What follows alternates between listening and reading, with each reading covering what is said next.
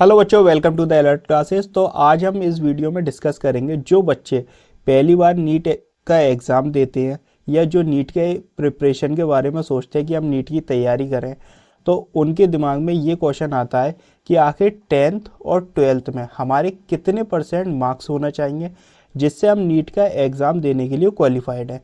तो वो सारे डाउट मैं आपके इस वीडियो में क्लियर कर दूंगा कि 10th में आपके कितने परसेंट मार्क्स होना चाहिए और 12th में कितने परसेंट मार्क्स होना चाहिए और कौन से सब्जेक्ट होना चाहिए। तो देखिए, सबसे पहले हम बात करेंगे क्लास 10th की। तो क्लास 10th आप सिर्फ पास आउट हो, इसके लिए आपका कोई क्राइटेरिया नहीं है। क्लास 10th आप पास आउट हो, कोई क्राइटेरिया है नहीं कि आपको इतने परसेंट मार्क्स लाने हैं 10th क्लास में या इतने परसेंट लाने हैं। परसेंटेज मायने रखती है आपकी क्लास 12th में। अब जब आप क्लास 12th में आ गए तो सबसे पहले आपके पास पीसीबी होना चाहिए। 11th क्लास में आप पीसीबी सब्जेक्ट चूज़ करेंगे और 12th में भी आपके वही सब्जेक्ट रहते हैं। पीसीबी का मतलब आपके पास फिजिक्स, केमिस्ट्री, बायोलॉजी होना चाहिए। अगर आप पीसीबी के स्टूडेंट हैं और क्लास 12th आपके जो पीसीबी है उससे आप पास आउट हो तो आप नीट के लिए क्वालिफाइड हो। ठीक है। अगर आप पे पीसीएम है, मैथ वाले बच्चे ये सोचते हैं कि हम पीसीएम है तो हम नीट का एग्ज़ाम भी दे सकते हैं, तो मैथ वाले पीसीएम का एग्ज़ाम नहीं दे सकते। उनके लिए आईआईटी जेई के एग्ज़ाम होते हैं। ठीक है, जेई का एग्ज़ाम होता है तो वो इंजीनियरिंग वाले बैकग्राउंड में जा सकते हैं, लेकिन जिन स्टूडेंट में बायोलॉजी है वो बच्चे नीट का एग्ज़ाम दे सकते हैं।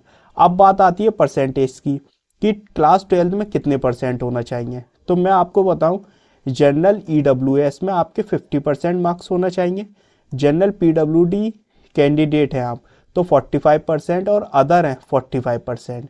तो 45% aggregate in PCB. Physics, chemistry, biology में आपके 45% मार्क्स होना चाहिए और 50% मार्क्स होना चाहिए आपके क्लास 12th में।